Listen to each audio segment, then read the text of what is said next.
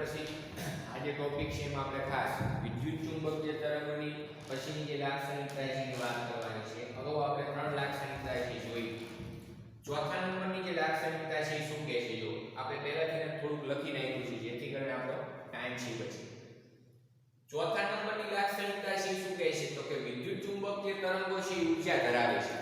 સમજો સૂર્યમાંથી જે આવતી ઊર્જા એટલે કે સૂર્યમાંથી જે ઉષ્મા ઊર્જા આપણા સુધી પહોંચાડે છે તો એના માટે મેન જે કેરિયર હોય જે વહન કરતા છે આ વિદ્યુત ચુંબકીય તરંગો છે. કારણ કે જે સૂર્ય છે એ ઊર્જાનો મુખ્ય સ્ત્રોત છે પૃથ્વી પર અને કુદરતી પાછું એમાંથી પુષ્કળ ઊર્જા બહાર આવે છે. એ ઊર્જા એક રેડિયેશન વિકિરણ સ્વરૂપે આપણા સુધી પહોંચતી હોય છે.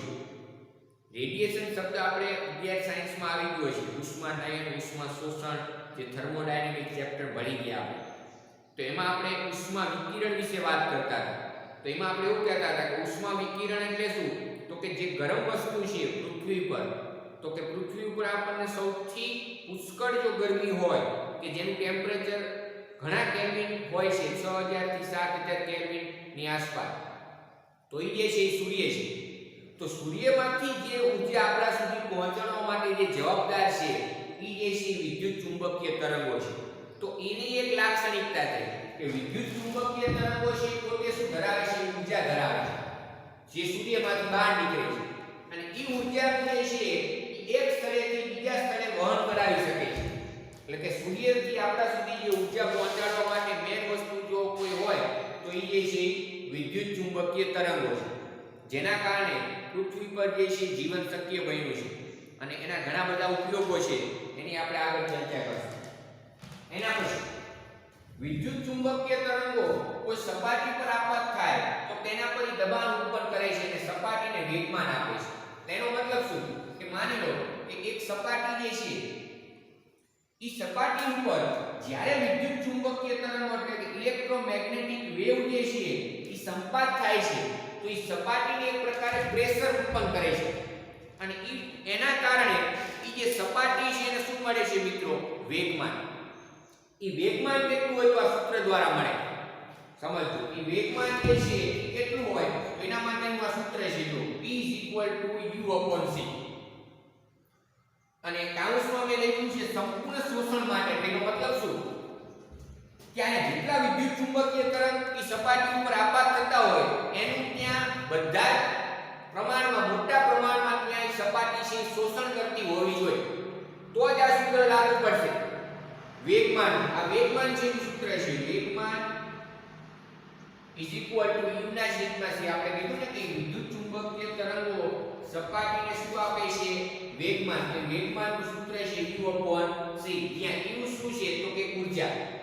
કે ધારો કે t સમયમાં u જેટલી ઊર્જા છે એ વિદ્યુત ચુંબકીય તરંગો ધરાવતા હોય જો સપાટીને t સમયમાં અપાતી કુલ ઊર્જા u હોય તો એવું દર્શાવી શકાય કે સપાટી પર આપાત થતું કુલ વેગમાન અથવા તો સપાટીને મળતા કુલ વેગમાનનું મૂલ્ય કે જ્યાં આ સંપૂર્ણ જે વિદ્યુત ચુંબકીય કિરણો છે એની સપાટી શોષણ કરી લે છે તો એના માટે વેગમાનનું સૂત્ર થાય P = u/c. એટલે આ પાંચમી લાક્ષણિકતા છે. જો પરીક્ષામાં 2 માર્ક્સમાં પ્રશ્ન પૂછાય કે વિદ્યુત ચુંબકીય તરંગોની લાક્ષણિકતા જણાવો તો આપણે જેટલી લાક્ષણિકતાની ચર્ચા કરવાની છે એમાંથી જે તમારે શોર્ટ લાક્ષણિકતા હોય ને એ 4 લાક્ષણિકતા તૈયાર કરી નાખો. સમજો તમને જે તમારે વધારે સરળતાથી યાદ રહી શકે એક જ લાઈનમાં હોય તોય ચાલે. આપણે તો મેન લાક્ષણિકતા કહેવાની છે તો એ 4 લાક્ષણિકતા તમારે 2 માર્ક્સમાં પ્રશ્ન અવારનવાર પૂછાતો હોય છે. પણ આપણે બધી જ લાક્ષણિકતા છે એની જે વ્યવસ્થિત છે એની તૈયારી છે એ કરવી પડે. નેક્સ્ટ કે જે વિદ્યુત ચુંબકીય તરંગ છે જે માધ્યમ છે એમાં ગતિ કરે છે. સમજો વિદ્યુત ચુંબકીય તરંગ જે માધ્યમમાં ગતિ કરે છે તો એના માટે આપણે શું લખી શકીએ તો વિદ્યુત ચુંબકીય તરંગ જો શૂન્ય અવકાશમાં ગતિ કરતું હોય તો એના માટે સમજો જ્યારે વિદ્યુત ચુંબકીય તરંગ શૂન્ય અવકાશમાં ગતિ કરતું હોય તો એના માટે આપણે c = 1/√μ0 * ε0 છે લખી શકાય. 1/√μ0 * ε0 ઈ શું કહે છે આપણને કે જ્યારે વિદ્યુત ચુંબકીય તરંગ છે એ શૂન્યાવકાશમાં ગતિ કરતું હોય તો ત્યારે આ સૂત્ર છે એ લાગુ પડે. અને આ એમસીક્યુ એકવાર બોર્ડમાં છે પૂછાઈ ગયો છે.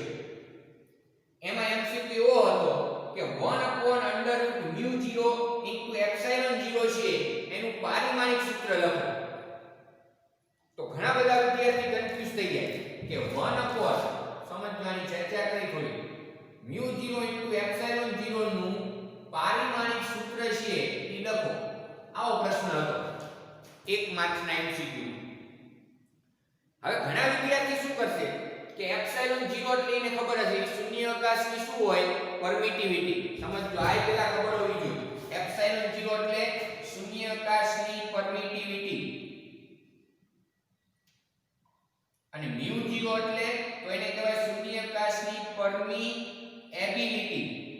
પરમિટિવિટી અને પરમિએબિલિટી આ બંને જે પ્રાચલો છે બંને અચળાંક છે એ અનુક્રમે વિદ્યુત ક્ષેત્ર અને શૂન્ય જે ચુંબકીય ક્ષેત્ર છે એમાં ઉપયોગમાં લેવાતા પ્રાચલો છે. તો ઘણા વિદ્યાર્થીઓ શું કરશે કે એપ્સિલોન 0 નું પારિમાણિક સૂત્ર મૂકશે, μ0 નું પારિમાણિક સૂત્ર મૂકશે અને આનું કેલ્ક્યુલેશન કરશે અને જવાબ લાવશે. એની સામે તમને જો ઈ ખબર હોય કે c 1/√μ0 epsilon 0 હોય તો તમે ડાયરેક્ટ જ કહી શકો કે આનો જે જવાબ છે c આવે. c એટલે શૂન્યાવકાશમાં પ્રકાશની ઝડપ જેનું મૂલ્ય છે 3.3 × 10⁸ મીટર પ્રતિ સેકન્ડ. એનો મતલબ શું થાય કે તો જો તમને c નું પારિમાણિક સૂત્ર ખબર પડી જાય તો યા 1/√μ0 epsilon 0 નું પારિમાણિક સૂત્ર હોય. c નું પારિમાણિક સૂત્ર શું હોય તો એ હશે m0 L1 t - 1 અને આનો જે જવાબ છે એ શું આવશે m0 L1 t - 1. આવો પ્રશ્ન એકવાર બોર્ડમાં છે 1 માર્ક્સમાં પૂછાઈ ગયો છે. આગળ વાત કરીએ તો કે વિદ્યુત ચુંબકીય તરંગ કોઈ માધ્યમમાં ગતિ કરે તો ત્યારે એની ઝડપ શું હોય. સમજો વિદ્યુત ચુંબકીય તરંગ જ્યારે શૂન્યાવકાશમાં ગતિ કરે ત્યારે એની ઝડપનું સૂત્ર શું તો કે c 1/√μ0 epsilon 0. અને એનો જવાબ એ તમને ખબર પડી જાય કેટલો 3 × 10⁸. પણ માની લો કે વિદ્યુત ચુંબકીય તરંગ પાણીમાં અથવા કોઈ અન્ય માધ્યમમાં ગતિ કરે શૂન્યાવકાશ સિવાય તો એની જે ઝડપ છે એનું સૂત્ર શું જો તો એની ઝડપનું સૂત્ર v = 1/√μ × epsilon. જ્યાં આ μ છે એને શું કહેવાય તો કે માધ્યમની પરમિએબિલિટી.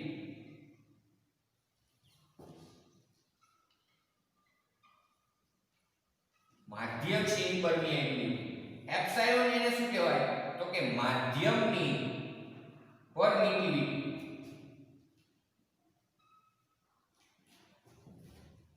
ખ્યાલ આવે છે કે જ્યારે વિદ્યુત ચુંબકીય તરંગ શૂન્યાવકાશમાં ગતિ કરે તો ત્યારે એની ઝડપનું સૂત્ર અને જ્યારે કોઈ માધ્યમમાં ગતિ કરે તો ત્યારે એની ઝડપનું સૂત્ર. સમજો બરાબર. હવે આના ઉપરથી આપણે વિદ્યુત ચુંબકીય તરંગ જે માધ્યમમાં ગતિ કરે એનો વક્રી ભવનાંક શોધી શકાય. જો આની ચર્ચા બુકમાં નથી. આ બેયના ઉપરથી આપણે વિદ્યુત ચુંબકીય તરંગ જે માધ્યમમાં ગતિ કરતો હશે માધ્યમનો વક્રી ભવનાંક કેટલો એનું સૂત્ર તમે મેળવી શકો. કઈ રીતે તો આપણે પાર્ટ બી માં જે 9મું ચેપ્ટર ભણી ગયા કિરણ પ્રકાશ શાસ્ત્ર એમાં વક્રી ભવનાંકનું સૂત્ર આવતું. વક્રી ભવનની વાત કરી હતી ત્યારે એનું સૂત્ર આવું હતું તો યાદ હોય તો ભૂલથી n = c/v. અહીં એ જ વસ્તુ છે. માધ્યમનો વક્રી ભવનાંક એટલે c અને v નો ગુણોત્તર. c એટલે તમને ખબર છે 1/√μ0 epsilon 0 છેદમાં 1/√v એટલે μ * epsilon. છેદનો છેદ અંશમાં જતો રહે એટલે શું થશે તો કે √μ * epsilon છેદમાં √μ0 * epsilon 0. તો આના ઉપરથી આવું લખાય √μ * epsilon છેદમાં μ0 * epsilon 0. હવે μ ના છેદમાં μ0 એટલે શું સમજો. μ ના છેદમાં μ0 એટલે એને કહેવાય μr જેને કહેવાય સાપેક્ષ પરમિએબિલિટી. સાપેક્ષ પરમિએબિલિટી. એપ્સિલોન છેદમાં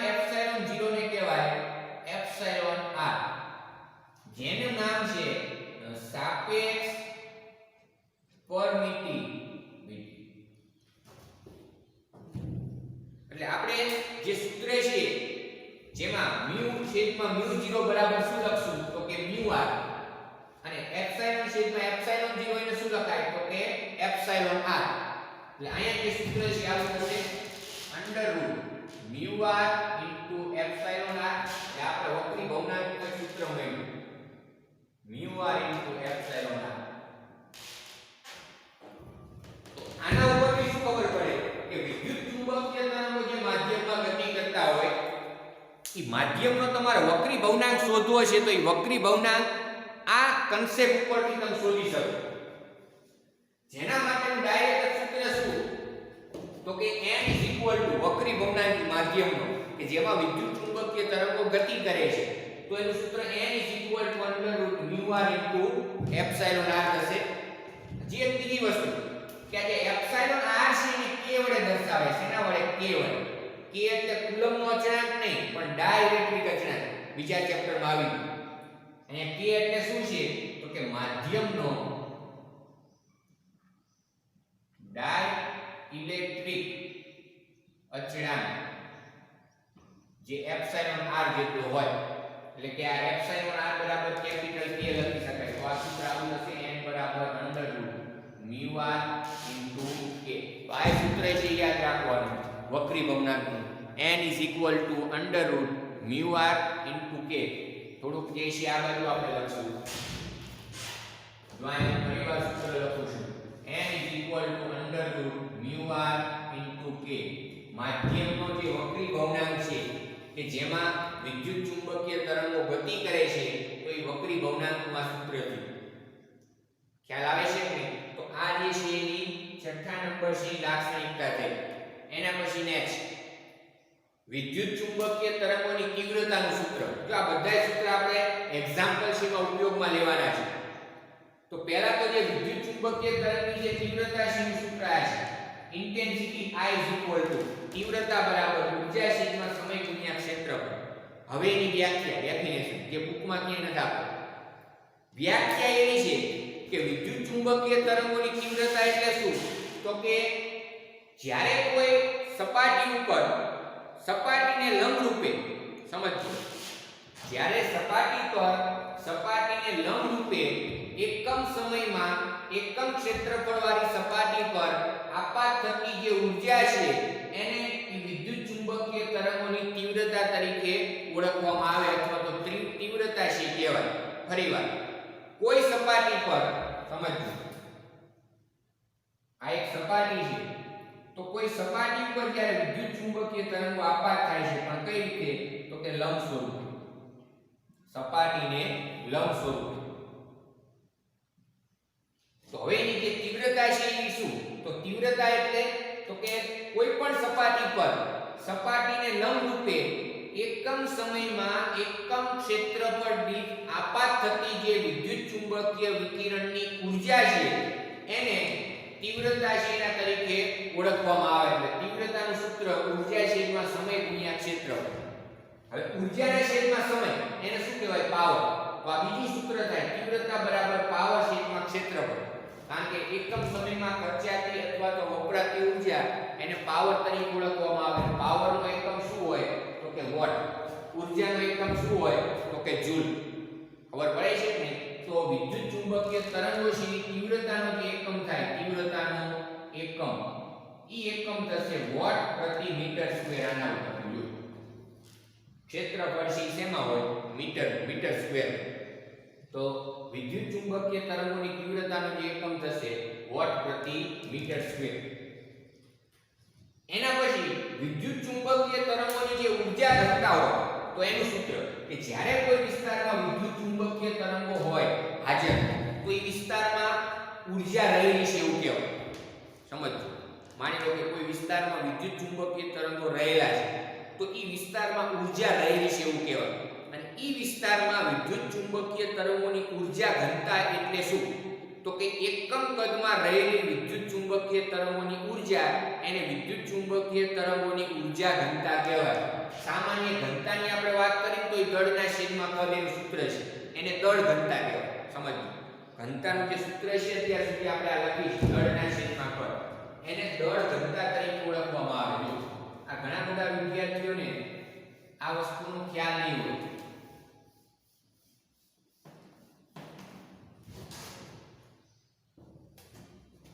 જે ઘનતાનું સૂત્ર છે તો એ હોય દળના છેદમાં કદ.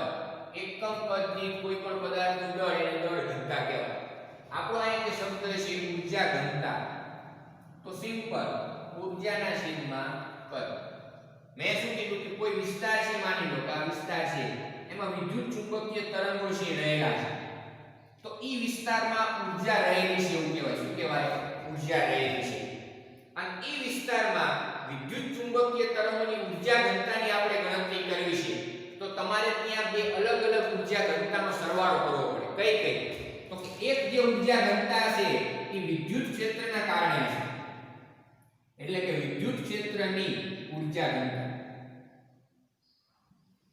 કારણ કે વિદ્યુત ચુંબકીય તરંગ છે એમાં બે ક્ષેત્ર રહેલા હોય. કયા કયા? વિદ્યુત ક્ષેત્ર અને ચુંબકીય ક્ષેત્ર.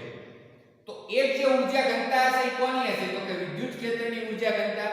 બીજી જે ઊર્જા ઘનતા હશે કોની હશે? તો કે ચુંબકીય ક્ષેત્રની ઊર્જા ઘનતા.